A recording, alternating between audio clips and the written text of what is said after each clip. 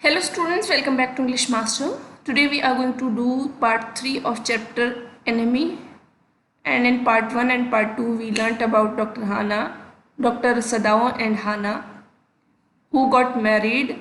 Both studied in America, both were Japanese. They had lots of love for their country.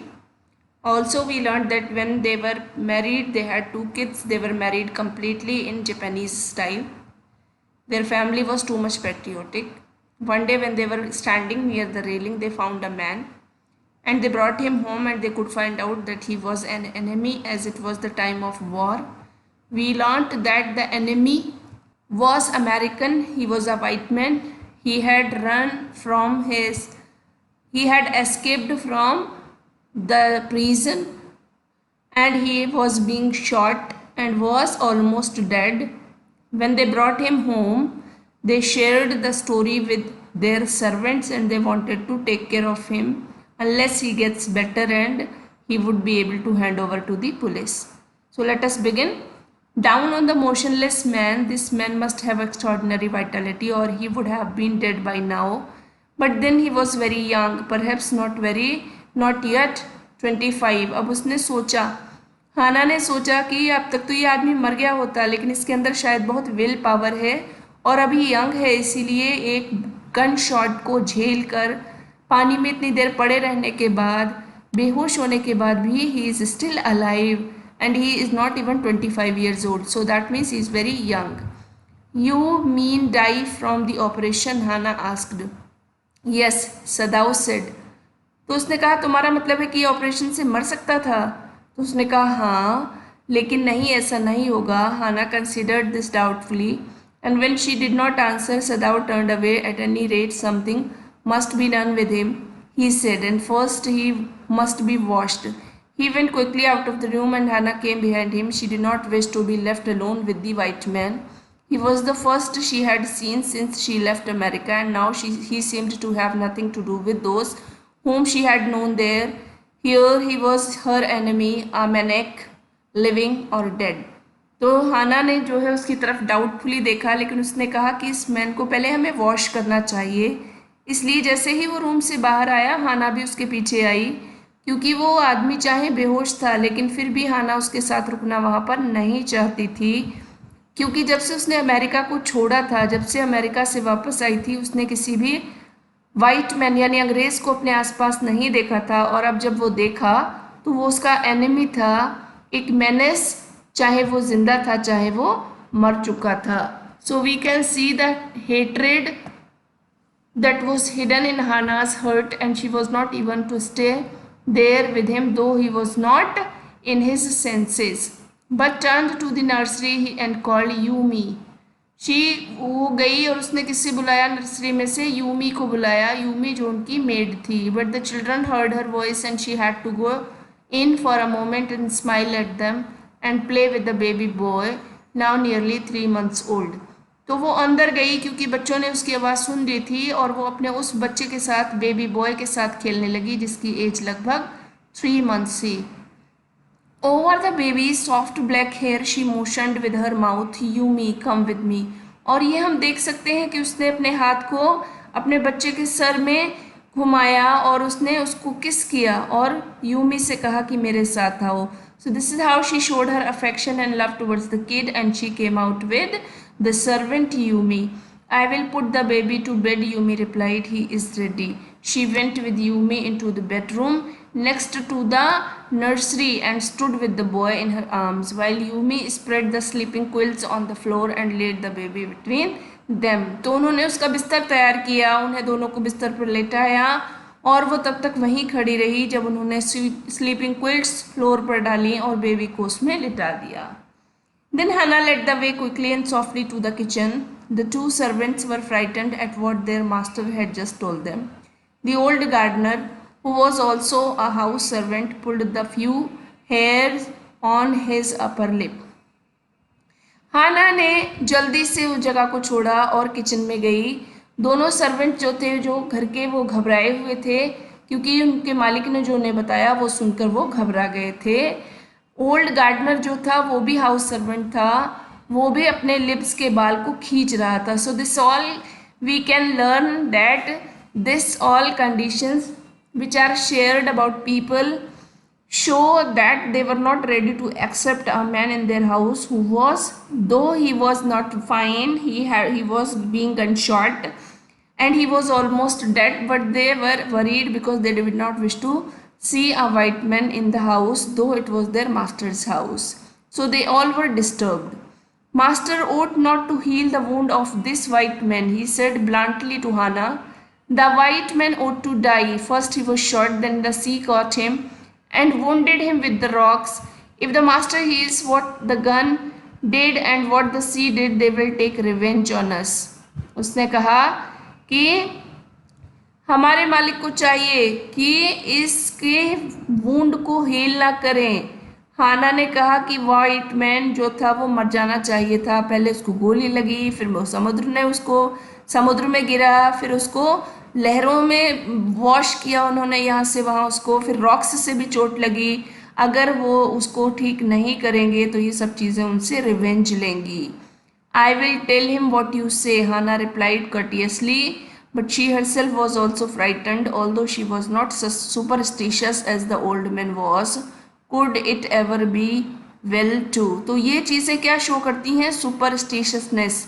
तो वो कहती है वो सुपरस्टिशियस नहीं थी, उसे इन सब चीज़ों में बिलीव नहीं था, लेकिन फिर भी वो घबराई हुई थी क्योंकि वो अंग्रेज़ था और अंग्रेज़ को अपने घर में रखना, एक अमेरिकन को अपने घर में रखना उस टाइम उनके लिए एक प्रॉब्लम की वजह बन सकती थी। So she was also very scared and was not willing to see that man in her house, just like the servants that were not happy to see him. Help an enemy. Nevertheless, she told Yumi to fetch the hot water and bring it to the room where the white man was. और उसने Yumi को बोला कि वो गर्म पानी करके लाए जहाँ पर वो white man था। She went ahead and slid back to the portions.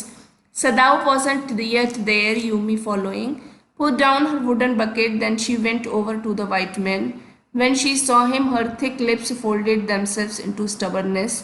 I have never washed a white man, she said, and I will not wash so dirty a one now. और जब हम देखते हैं वो पानी लेकर अंदर गई तो यहाँ पर उसमें लिखा है कि थिक लिप्स। हम जानते हैं कि जो जापानीज़ होते हैं उनके लिप्स कैसे होते हैं? थिक होते हैं। तो ये हमें उसकी फिजिकल पोजीशन को बताता है कि उसने क्या किया, अपने लिप्स को फोल्ड कर लिया और वो स्टबर्न हो गई, ज़िद्दी हो गई और वहाँ खड़ी हो गई और बोली उसने अपनी लाइफ में कभी एक वाइट मैन को वॉश नहीं किया और इस डर्टी को तो बिल्कुल भी नहीं करेगी। Hana cried at her severely, you will do what your master commands you. Hana ने उसको चिल्लाया और कहा कि तुम ऐसा करोगी क्योंकि मैं तुमसे कह रही हूँ। And Yumi was not ready to do that. There was so fierce a look of resistance upon Yumi's rounded face that Hana felt unreasonably afraid. After all, if the servants should report something that was not is it at happened. और फिर जब उसने उसके चेहरे को देखा वो इतना फियर्स था कि वो भी कुछ देर के लिए चुप हो गई और उसने सोचा कि कहीं ऐसा ना हो ये लोग जा कर के बोल दें तो ये बहुत प्रॉब्लमेटिक क्रिएट हो जाएगा, उनके लिए प्रॉब्लम क्रिएट हो जाएगी। So this is how we get to know that servants were very resistant, they were not willing to see this white man inside the house. Very well, she said with dignity, you understand, we only want to bring him to his senses so that we can turn him over as a prisoner। तो यहाँ हाना Yumi को जो है convince करने की कोशिश कर रही है कि वो उसको घर में रखने के लिए नहीं लाए हैं, बल्कि जब वो ठीक हो जाएगा they will be handing over him to the police. I'll have nothing to do with it, Yumi said. I am a poor person and it is not my business। उसने कहा कि मुझे इन सब चीज़ों से कोई लेना देना नहीं है, मैं एक गरीब इंसान हूँ और ये सब मेरा बिजनेस नहीं है। So whatever you have planned you can do with the man, it is none of her business. Then please, Hana ने उसको जेंटली कहा कि अपने वर्क पर जाओ। यूमी जो थी वो वहाँ से निकल गई और उसने हाना को उस वाइट मैन के साथ अलोन छोड़ दिया और वो बहुत घबराई हुई थी कि अगर वो वहाँ पर यूमी की स्टबर्नेस को देखेगी तो फिर वो उसको सस्टेन नहीं कर पाएगी। स्टूपिड यूमी, उसने अपने मुंह में बड़बड़ाया, is this anything about a man and a wounded helpless man. तो ये आदमी अभी वो उसको ऐसा क्यों सोच रही है कि ये एक अंग्रेज है, बल्कि उसको क्या सोचना चाहिए, ये बेचारा आदमी घायल है। और इसी कॉन्विक्शन में उसने क्या किया, वो नीचे झुकी और नॉटेड रग्स जो थी उनको खोला, और जिसमें वो वाइट मैन कवर्ड था, देन उसकी ब्रेस्ट को यानी उसकी छाती को नंगा किया, और उसने क्लीन टॉवल से उसको, यूमी ने जो उसको स्टीमिंग हॉट वाटर के साथ लाया हुआ था उससे उसने उसके फेस को केयरफुली धोया, स्किन को साफ किया, और उसको रफ एक्सपोजर जो फाइन टेक्सचर से उसको साफ किया, और उसको बहुत blond with he was a child, और उसने उसको जब अच्छी तरह से साफ किया तब उसे लगा जैसे कि वो कोई छोटा बच्चा हो। सो this is how she cleaned the wounded man very properly, and now she was able to make it out that he was not old, he was a very young man, and he was extremely wounded. While she was thinking these thoughts, though not really killing the man, better now that he was no longer a child, she kept on washing him until his upper body was quite clean, but she dared not to turn him over. Where was Sadao? Now her anger was ebbing and she was anxious again, and she rose, wiping her hands on the wrong towel. Then lest the man be chilled, she put up the quilt over him.